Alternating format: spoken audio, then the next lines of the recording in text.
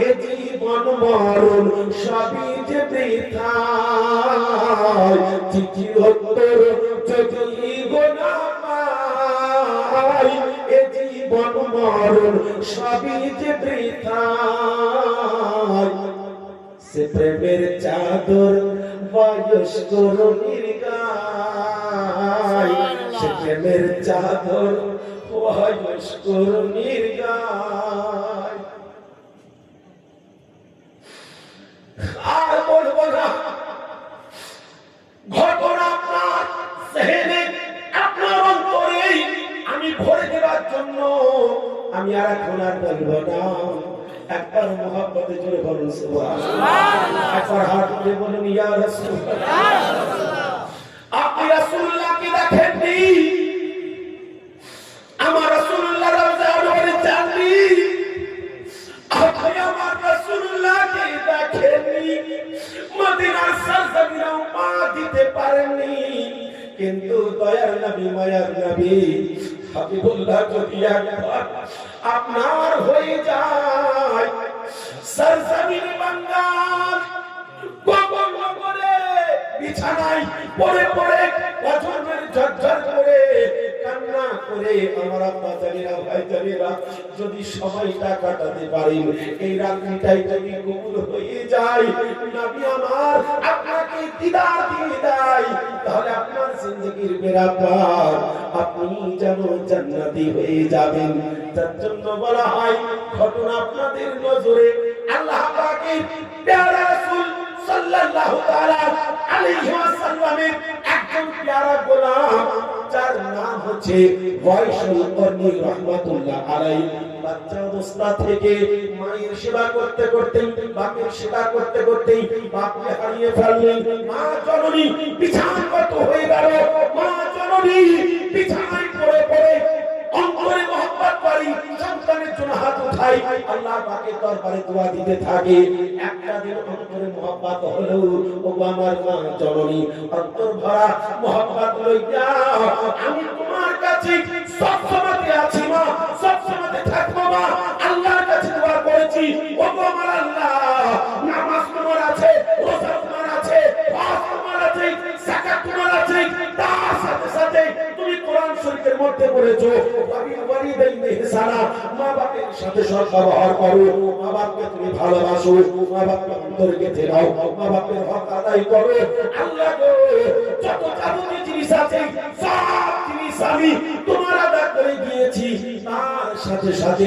কোরআনের প্রতি আমল করে আমার মা জননীর সেবা করে যাচ্ছি আল্লাহ তুমি আমায় কবুল করে নিও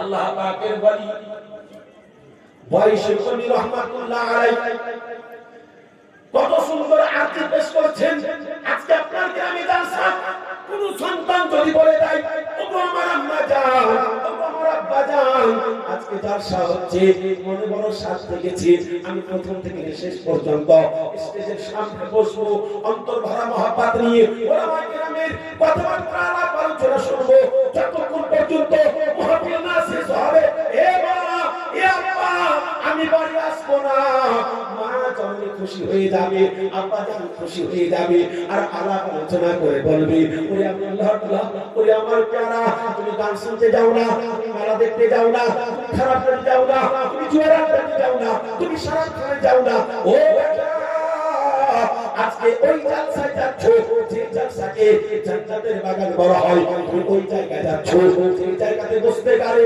জান্নাতি বাগান বলা হয় ও সোনা আমার তুমি যাচ্ছ মা বাধা দিতে পারবে না বাপ বাধা দিতে পারবে না তার জন্য বলছি বাবা যাও যাও যাও জালসাটা শুনে এসো আল্লাহুস সামাদ ওই রকম ওয়াইসুল করনি রাহমাতুল্লাহ আলাইহি মা জননীর কাছে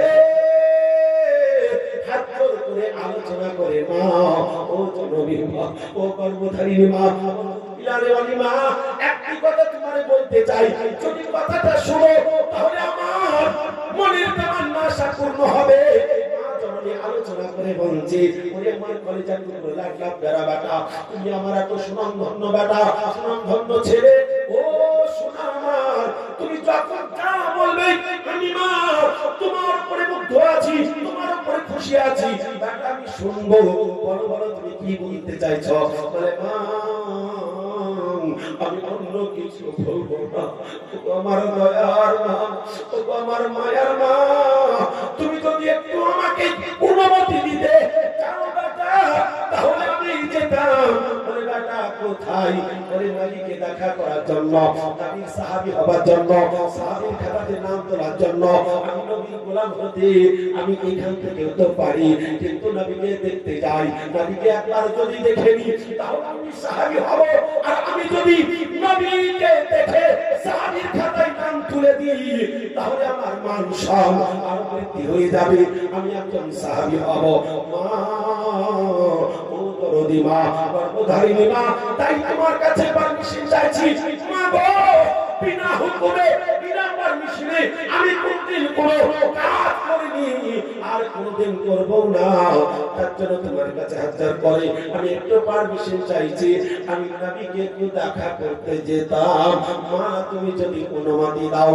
মা জননী কান্নায় ভেঙে পড়লো, খুশির কান্না, চোখের বন্যা বইয়ে দিয়ে বলছে ওরে আমার কলিজার টুকরো লাড্ডা প্যারা বেটা, এত সুন্দর আশা, এত সুন্দর তামান্না, এত সুন্দর তোমার মনের বাসনা পূর্ণ করার জন্য আমাকে দরখাস্ত দিচ্ছ, আমাকে অ্যাপ্লিকেশন দিলে বেটা রে, এমন কোনো মা নাই যে নবীর দরবারে যেতে, নবীর বাড়ি যেতে, নবীকে দেখা করতে নিষেধ করবে। আমার সোনা, তবে একবার তুমি আমার দিকে তাকিয়ে দেখো, আমি উঠতে পারি না, আমি বসতে পারি না, আমি নিজে হাতে খেতে পারি না, আমি কোনো বদলতে পারি না। ওরে আমার সোনা, ওরে আমার লাল, তুমি তো সব সময় আমার খিদমত করছো বেটা, যখন নবীকে তুমি দেখবো বলেছ তো তাড়াতাড়ি যাও, দৌড়ে যাও, দৌড়ে এসো, নবীকে বাড়ি থেকে দেখা করে এসো। আল্লাহ পাকের বাড়ি যখন পারমিশন পেয়েছে সাথে সাথে আওয়াজ দিচ্ছে মা, তাহলে আমার আওয়াজ শুনে নাও। আখিরি সালাম নাও ওগো আম্মা জান, তোমার কলিজা যাই নবীর মাকাম, আখিরি সালাম। সুবহানাল্লাহ, আর তো নবীর ভাববাতে সুবহানাল্লাহ। আমার বাজারেরা ভাই জানেরা, মা জননী পারমিশন দিলেন, মাকে আখিরি সালাম জানালেন। ওগো আমার আব্বা জানেরা, ওগো আমার ভাই জানেরা, ওগো আমার মা জননীরা, অন্তরে মহব্বত করে আপনি সময় কাটাবেন, এটা ঠিক আছে। বাড়ি থেকে বেরোতে গেলে মাকে সালাম করবেন, মাকে সালাম করবেন, বাড়ি থেকে আসতে গেলে মাকে সালাম করবেন, মাকে সালাম করবেন। মা যদি খুশি, বাপ যদি খুশি, অনেক খুশি হয়ে যাবে। যদি খুশি হয়ে যায় নবী খুশি হয়ে যাবে, নবী যদি খুশি হয়ে যায় আল্লাহ খুশি হয়ে যাবে।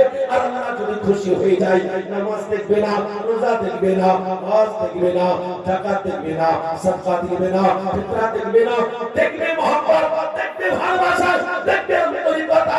আপনার যদি সম্পর্ক মায়ের সাথে সুন্দর থাকে, বাবার সাথে সুন্দর থাকে, তাহলে ওলির হাতে হাত দিয়া কামে লেগে যাবে। ওলির হাতে হাত দিয়া যদি কামে লেগে যায় নবীর কাছে যাওয়া হবে, নবীর কাছে যাওয়া হলে আল্লাহর কাছে যাওয়া হবে, আল্লাহর কাছে যাওয়া হতে পারে আপনি জানো জান্নাতের হকদার হয়ে যাবেন। একবার জোরে বলুন সুবহানাল্লাহ। আল্লাহুম্মা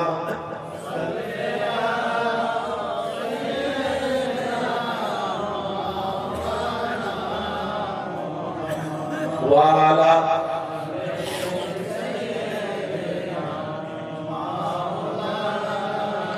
সাল্লাল্লাহু আলাইহি ওয়াসাল্লাম। রাব্বা জানেরা ভাই জানেরা, দৌড়াতে দৌড়াতে দৌড়াতে নবীর বাড়ি যাওয়ার পরে দরজায় আওয়াজ, যখন আওয়াজ দিয়েছে বাড়ির ভিতর থেকে আওয়াজ আছে, দয়ার নবী মায়ার নবী হাবিবুল্লাহ বাড়িতে নাই। কোথায় আছে? কোথায় আমার দয়ার নবী মায়ার নবী হাবিবুল্লাহ? দেখার জন্য চটচট চটচট করে মায়ের কাছ থেকে এলাম। আমার নবী কোথায় আছে? বলে কাঁদবেন না, আওয়াজ আপনার বুঝতে পারছি, ভরা ভালোবাসা দিয়ে কাঁদছেন, তবে কাঁদার দরকার পড়ে না, নবী এখানে আছে। বলে কোথায় আছে? একবার আমরা এই দিকে তাকিয়ে তাকিয়েছেন, একবার এই দিকে তাকিয়ে দেখেন, যখন ওই দিকে তাকিয়ে দেখলো সামনে মসজিদ, মসজিদে নবী পাক সাইকে কাউনে মাকা আছে। আল্লাহ আল্লাহ, দয়ার নবী মুস্তাফা হাবিবুল্লাহকে দেখা করার জন্য এই কথাটা মনোযোগ দিয়ে শুনবেন। ইয়া আমার আব্বা জানেরা, জালসা কোনো কাজে লাগবে না, মিলাদ কোনো কাজে লাগবে না, উরস কোনো কাজে লাগবে না, নামাজ কোনো কাজে লাগবে না, রোজা কোনো কাজে লাগবে না, হজ কোনো কাজে লাগবে না। যদি আপনি মনে রাখেন আর মনে রেখে যদি কাজ করেন, সব কিছু আল্লাহ কবুল করে নিতে পারেন। আমি আপনাদেরকে শোনাবো, আল্লাহ পাকের নামাজ পড়লে আপনি জান্নাত পাবেন না, রোজা করলে আপনি জান্নাত পাবেন না, হজ করলে আপনি জান্নাত পাবেন না। আমার আব্বা জানেন আপনারা বলবেন কোরআন শরীফ পড়েছেন, কোরআন শরীফে লেখা আছে ফাদখুলি ফি ইবাদি ওয়াদখুলি জান্নাতি। ইয়া আমার বান্দাবান্দি, শুনে রাখো, জেনে রাখো, নামাজ পড়লে আমি আল্লাহ তোমাকে জান্নাত দেব। তারপরে আবার বলে দিয়েছি, ওই নামাজ যদি আমি কবুল করি তাহলে তুমি জান্নাতি হবে, আর যদি কবুল না করি তাহলে তোমার খালি পড়াই হবে, খালি পড়াই হবে। অন্তরে মহব্বত করে এই জালসাটা কায়েম রাখবেন, তাহলে অবশ্যই আল্লাহ পাক রব্বুল জাল্লাহ শানুহু আপনার ইহজগৎ পরজগৎ দুই জগতে দান করবে। দেখুন কথা থেকে খালি লক্ষ্য করব, আল্লাহ পাকের বলি বাইশাল কবি রহমাতুল্লাহ আলাইহি নবী পাক মসজিদে যাবার জন্য পা উঠালেন।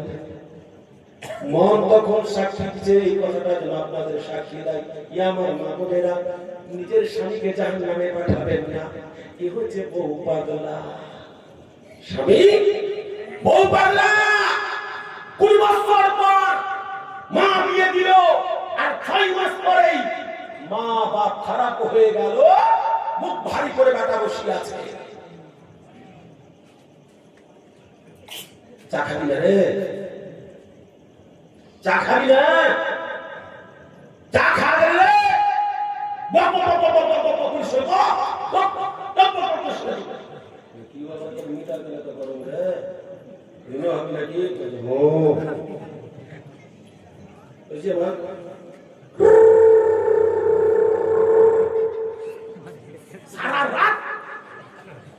সারা রাত মেশিন চালাইছে।